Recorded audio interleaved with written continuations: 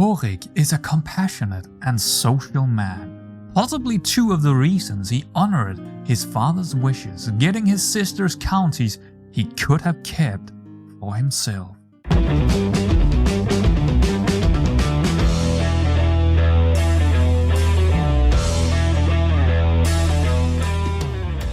Warwick is rarely seen without the company of a family. Business or not, those closest to him, he wants them in his life no matter the situation. He rather give than take, though give him a chance to be bold and he might just prove to take from you to give to others. A righteous vigilant, taking the moral high ground. Warwick is of course in a dangerous situation, only Denmark as his ally and now with many vassals to please too. Yes, it is a worrying situation, a very worrying one, but he is not alone, so too does his wife Runa, the Princess of Denmark, worry for both her own and Denmark's safety. Their decisions could be at the utmost importance for all Danes. They have waited too long. Way too long, but now is the time to get pregnant. This is mostly Runa's idea, but Ahoric, he can see the reason for children when it comes to influence too. But of course for him, it is more about always having loved the idea of a big family. Another important task, one that has been a tradition since his great-grandfather Toge, is to rename counties and holdings. Coxhaven will from now on until the end of time be known as Cockhavnen, which translates to either Chef Harbor or Rooster Harbor. It could be both. Legend has it that Ahoric might have seen a chef kill a rooster when thinking about new names for the temple holding getting created. One of the first things that Ahoric is kind of worryful of is of course the war between Norway and Sweden. Now he don't really care too much about it, he's only allied to Denmark as we know, so he has already ordered his men, which are these guys, moving up toward, territories that we have sieged down while we played as Fröger, and they will disband up here. It's only been a couple of weeks since he met up with his new liege further down in the Holy Roman Empire, and now the liege is going into a new war. This was bound to happen, wasn't it? Emperor Pierre is going into a war against Pope Leo, and it is an aggressive one, and we will declare for our liege because, we have just paid homage, we have just taken a petition. Sure, we will help our liege out with this war against the Pope. Do the faith like it? No, probably not, but we will absolutely declare for our liege. We will see how tough this battle will be, but I have a feeling that it will be fairly an easy kind of matchup, as we can see here. Our attacking forces are 55k, the Pope, who could get a few allied in, got 6,000, so it should be a fairly easy fight. Will we, get our men up again? Might have a very, very small army. As we can see here, now when we have our men or armies no longer raised, we have some unraised men-at-arms, and there are some expenses, so we don't really have a lot of gold to go by. 0.2 in terms of income, that is not a lot, so we can't really raise a big army. We don't want to lose gold, and while, he is a compassionate man, but he's not compassionate for war, so he won't really help out too much here. Our uncle has died. Oh no, Frene Osesen of Rostock had died of old age, just like his brother Fröger did. Well, I guess we can't really be blaming anyone here then. No one killed him, he just died. He was old, 65, that's old, apparently. So there it is. Now, here is the situation. We of course don't like that, but it was, and I really hate that part of the game. But, yeah, some random kind of dude from the House of Thought took over in Rostock, and I didn't like that, so I already revoked it, and I kind of want to probably give it to Konrad, yeah? I think the oldest son should inherit the Rostock territories here. So let's go in and let's see if we can go in and give him... Let's see, where is it? Denounce? No, that's not the one. No, I guess we need to invite him to court before we can actually do it. He's not in our court, so we need to invite him to our court first. Only 75% chance. Well, I guess we will cheat. That's one way to do it, right? We will... Actually, can we give it to him directly here? Add to court? No. Okay. Well, I guess we will add him to our court then. We'll have to let the game run for a bit. There we go. Now he is in our court, and now we should be able to grant title. Yes, there it is. So cheating is the way to go when you can't do what you want to do. So he will become our vassal. There we go. Another vassal. And it is... Is it still... Rostock is still a... Is it saying it anywhere? If we hold over here, it is saying that it's just a county rank now. Huh. So I guess it's not a... Oh, it is feudal. Yeah, it is feudal now. Apparently it's not... No longer a republic. Huh, that's interesting. Alright, fine. Since Vrenne he died, we do need a new Spymaster. I think we have 3 options now. I think we will go with either one of the 2 sisters who is not appointed yet, or we should go with this Mayor Severin who is really, really good. But do we like him? Let's see. No, he doesn't like us. We don't like him, so we won't choose him. So I think it's gonna be one of the 2 sisters. We could also go by Count Eskil here, because he do have 18. Well, that would mean we need a new counselor instead of him, which could be Gru. Yeah, you know what? Let's reassign Count Eskil here to be the Spymaster with 18, which is fairly good. And then make sure that Gru is... She's also the most powerful of the vassals, actually, if I'm not mistaken. She will be appointed our counselor. There we go. We have successfully laid with our wife, Rune Bergesdatter of Denmark. Yes, she is actually pregnant now, which is lovely news. There we go. Oh, no, it's actually... Oh, did it happen? I do not know. 35% chance of her being pregnant. So I guess we will find out if she were or were not pregnant, but we have definitely tried. They have tried all they could, and if it doesn't work the first time, well, there is always the second time, and the third, or even the fourth. They need children, and they know it. Well, ain't that a sweet thing? Our cousin, Count Conval, who we just gave Rostock, is actually creating a loyalist faction for us. That is perfect. If anyone were to rise up against us, all of our sisters or someone like that, he would actually help us out in a civil war, so that's great news. Marshal Jakub came to Ahoric with an idea. My liege, I have gathered information and prepared for a plan in your name. Ahoric, he looked a little bit surprised, but the lad, he did seem very serious about the matter, so he let him continue and finish his words. You have a claim on Mecklenburg, and it is currently controlled by the Saxons of Anhalt. I, with your permission, could seize this opportunity and take back what your father lost. Ahoric, of course, looked through the plans, took his time to think about it, but concluded that the risk of war, lost lives, and a potential for a neighboring ruler to invade him if he were to send his troop into an aggressive war was way too big of a chance, so he refused the idea. An early morning, a couple of days later, Conrad, in full battle gear, came rushing into the kitchen. My liege, have you heard it? Ahoric obviously had no clue what his cousin was talking about, and yeah, let the man finish after he had caught his breath. It is Jakub! The man is marching toward Bismarck with half the army! After Conrad had told him the entire story of Jakub racing the army in the middle of the night and moving out by orders of Ahoric, well, Ahoric himself started to consider his options. If this man, Jakub, is capable of disobeying a direct order and not going through with his own ideas, what else could he do? There is honestly, to God, nothing he can do about the fact that most of his army, with a rogue commander in front, is moving toward Bismarck now. If he tried to revoke the orders, it could end up looking like that he is a weak ruler. Well, He could only hope that only a few already knew the truth, and maybe he could let things unfold and take care of Jakub in the aftermath.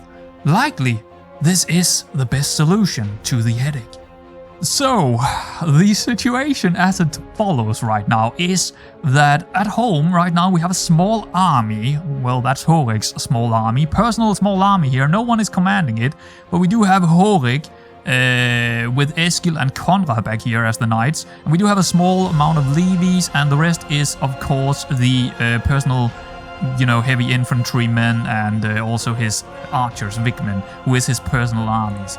But moving out, as we can see, Jakub. Yeah, he didn't listen. I mean, maybe he misunderstood something, but he's definitely off. He is moving in there with spearmen, with heavy infantry. A lot of the knights have joined him, and it does look like that actually also not Ahoric, our brother is actually joining in. Eskil is actually joining in on the action. We don't have any control over that. He is moving in with siege weapons and also a lot of levies. But, of course, this has triggered the war with this new duchy called Anhalt. And Anhalt do have 1,300 soldiers, but apparently they have decided to only raise 621. It doesn't seem like they actually have more. If we come in here, they don't seem to have more than that. So maybe Jakub could actually pull this off. And I do believe that Ahoric will come and aid with his own personal armies when Jakub is moving in and trying to siege it down. But we will see what happens in this war. It is definitely not a war Ahoric have decided. I mean, basically Jakub decided for him. What will happen after the war and how the war will unfold? Well, I think Jakub will have some trouble with Ahoric in the future, but we will see what happens. The siege of Bismarck is starting now. I don't know how long it will take. It will take around 6 months. And yes, absolutely, Ahoric have decided to move his men closer to the action, but he won't join up just yet. His personal army here won't join up. He will actually make sure that someone is taking care of his armies here. I don't know who, maybe himself. Would he actually go out there? I think this is very personal to him now, because actually there is a rogue commander of doing things in his name. So I think he would actually command the armies himself and move into Mecklenburg. But he won't join in on the action. He will let Jakub do whatever he's doing over there. Because there is the situation where it's basically only Jakub, Conval, and a couple of close family members actually knowing all of this is not Ahoric's own decisions. So that there is a tricky situation going on here. Absolutely, there is. Ahoric, he joined in on the action here in Mecklenburg, and he is now with Jakub. But they haven't talked, they haven't said a word to each other. Right now, it's all about the siege here, but the only reason Ahoric actually moved in is because we have a situation where one of the armies of Anhalt is moving in on Prenstrup. And he needed to get in here to get a few more soldiers with him. So we will station a besiege. I don't know how many men we actually need for this. What is it saying? We need at least 571. So we will leave a good amount of soldiers. Let's split them in half. And we will take one of the armies. Okay, we actually... it didn't split them in half, did it? Let's make sure we are taking... Let's split a new army, actually. So we will take some of the men-at-arms, most of them. We will leave the mangonels here, and we will leave a good amount of... We need probably around 1,000 to defend Perennials, or Prenstrup over there. Prenstrup. So let's select the new army, and we will make a new commander. We will probably ourselves move in this direction. So we will take us, and we will leave Jakub to his dealings with... trying to siege down Mecklenburg, or what is his name, Bismarck here, and we will move over here and see if we can deal with this over here. But they do have better army commanders. Maybe we should actually let someone else do the fighting for us. Maybe Mayor Severin here is a better option. He's not a whole lot better, but we will let him do it instead of ourselves. Yeah, let's make sure that we do that, and then we will see how this goes, because this guy will try and siege down Prenstrup. We will move in on him with one of our armies and let the other one siege it down inside Bismarck. Our armies, combined with our vassal, have actually made sure that they are moving away from the fighting, or well, the siege in Prinstrup. But the main point is, we would like to catch them off guard here. We would actually have defensive buildings in here, so that would be a pretty good situation to get a fight off, and we do get a fight with them. Victory, well, that's not really the important fight. But yeah, the Holy Roman Empire have actually... Oh, they actually did win against the Pope. Did he get killed or something? No, he's still in there, but he did lose that war, so be it. More importantly, how's this fight going? We are actually losing the battle rolls here. That's not great, but it does look like the amount of men we had, and also using most of our men-at-arms here, is definitely the decisive, you know, victory that we will get here. There we go. He only got 5 soldiers left. That was an absolutely fantastic fight. I think while now we can see that Jakub's successful kind of march against our will is working, I think Ahoric is absolutely seeing the opportunity now. He doesn't like it, and there will be something happening after this war is over with him and Jakub, but he doesn't really know yet what it is. But with the success of that battle, he will look to the opportunity of maybe going further south to secure territories, so he will win this war that he didn't really want to be in at all, but he will move further south. Jakub was successful in occupying Mecklenburg, and he have decided that this is war. Nah, Jakub, he actually wants these territories for himself, so he will actually stop and protect the non-combatants. And that is just how he is. Well, kind of. I don't think he actually is. He's not a very honorable person. But I think he do have some kind of interest in Mecklenburg here. So he will not kill the non-combatants. What he will do is move further south, because he have heard word that there is an army coming. It is actually Gleisenstein, which is part of, what is it called, Anhalt. And they are coming north. So we are also retreating with the other army over the river, and we will probably stand here in Havelbit to try and take care of them. We also have of course our vassal that is limping off behind us. Greetings, my charming vassal, peace be with you. I regret to inform you that I have decided to increase your contractual obligations. Surely you understand my play. The Holy Roman Empire is at dire need of protection, and your contribution plays a huge part. And beside, you do owe me. Yeah, I guess that hook did come in to have a little bit of an effect on us. So we will have massive Levy contribution. It doesn't want to do it. There we go. 50%! Wowzer. Well, that's gonna leave us with a lot less levies in the future, that's for sure. Okay, well, it is what it is. Wow, it's lacking here. That's the first time I've seen the game lack, actually. But anyway, we do have the situation where this army is actually moving in on probably Holstein somewhere, maybe Stade. I'm not sure where they are actually moving in on. Could be Stadeby, but we are moving in that direction. Both us and, of course, Jakub is moving in that direction right now. Yes, they did go in on Stadeby, and they do also have another army coming up from Halberstadt, so they do increase their numbers right now. But we don't really have a need to go in and fight them. The war counter will go up because, well, we do have the war goal, which is Mecklenburg. So I think we'll just stand here and see what the enemies are gonna do. They do have a lot of men, so we need to be careful. We just need to defend, basically. As I open my eyes in the dark, I am immediately overwhelmed by ominous feelings in someone watching me. Ooh. Are you ready to embrace the truth, Ahoric? I sit up suddenly, completely awake. I look around for a source of the unfamiliar woman's voice, but there is only shadows. The honored God offers you his blessing. Will you accept it? Oh boy, is this the witch thing? Yes, you gain the secret witch. I mean, he is not really that zealous, so to speak, in terms of the Catholic Church, but I don't think he is a witch. I do believe that he is probably just thinking it's a nightmare. Yeah, that's probably where he is gonna go with this.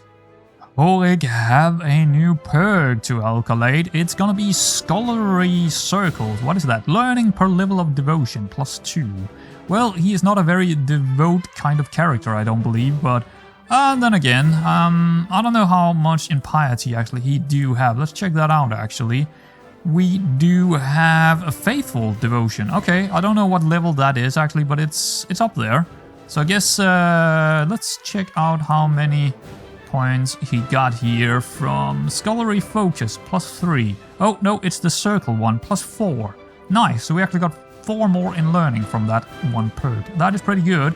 As we can see here, it does look like that they have joined up now, these 3 armies, and we will just try to keep them on the southern part of this river. We don't really want them allowing them to get over here, so we will have a big fight. I'm just trying to make sure that they are not getting anywhere, to be honest. My recent endeavors within the realm of theology have given me greater appreciation for the gods' representatives on Earth. Trying to express some of these feelings, I will draft a letter to King Bishop Leo. Oh, he's a King Bishop. Wow, okay. I sit down with my sister and friend, Countess Gru, and together we craft a truly splendid letter highlighting His Holiness. Loyalty and a sense of honor, only superior god. I think we're gonna go with the loyalty and sense of honor. That seems a little bit more like what I think Warwick would probably go for. Like I said, he's not, I mean, he's not very the most zealous person in the world. He do believe in God, but he, yeah, you know, he's not really that devoted, to be honest. So let's go with loyalty and a sense of honor. Anhalt has called in even more reinforcements. Now they also have the County of Kassel joining in with them. That means we are severely outnumbered right now, and I do believe we need to call in our own allies. Otherwise, we would lose this war and we could end up having some really bad times. Can we even do it? Yes, we can. It will cost us quite a bit, 98 acceptance here. So we will have Denmark joining in on this war. It will cost us 350 prestige, all thanks to Jakub, who, you know, decided to start this war, and it starts to look like a war that, I mean, we are at 88% war score, but we absolutely do need Denmark's help to win this right now. I don't know what Denmark is up to. They do not have any other wars to deal with, so at least, oh yeah, actually they do. They are also in the war against Norway, so we will see if they come to our aid. If they do not, it's gonna be one of those wars, isn't it then? It's gonna be one of those wars where you're close to winning it, but you probably lose out. But we will see how it goes. The situation is incredibly tense. We have this army down here in Stadeby who, yeah, the AI is not very clever, but they are going back and forth between the two holdings, not sieging anything down, not really doing anything with their lives. We have up here a siege, a re-siege of Mecklenburg, or of, what's its name, Bismarck. We are on 99%. And I don't think they will have these 3 months to do this. I think we will have the war score going to 100% before they will actually take it. As you can see here, the army is just going back and forth. Another army came in to help out with the Bismarck siege, but it should go to 100% right there. So that means we can enforce our demands and get Mecklenburg. But something will happen. Jakub had declared himself Count of Mecklenburg. While this incredible unintended war might be over, Ahoric now has more worrying situations to handle.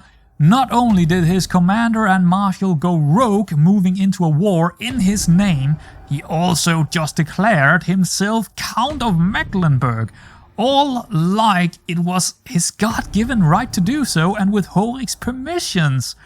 What on earth is Ahoric going to do about this man? Well, hopefully we will find a solution, but this episode is over, so we have to wait and see. If you enjoyed this episode, you know what to do, and I will catch you around next time.